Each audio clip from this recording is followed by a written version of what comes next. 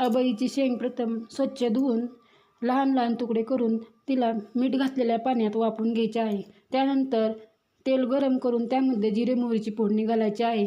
जिरे मोहरी तडतडल्यानंतर बारीक केलेले खोबरे, लसूण व कोथिंबीर सर्व घालून चांगले हलवून घ्यायचे आहे.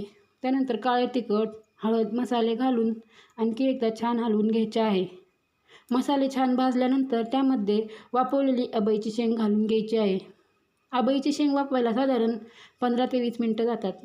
अबईची शेंग वाफवलेली असल्यामुळे नंतर फार जास्त वेळ शिजवायची गरज लागत नाही. अबईच्या भाजीमध्ये गरम केलेलेच पाणी घालायचे आहे.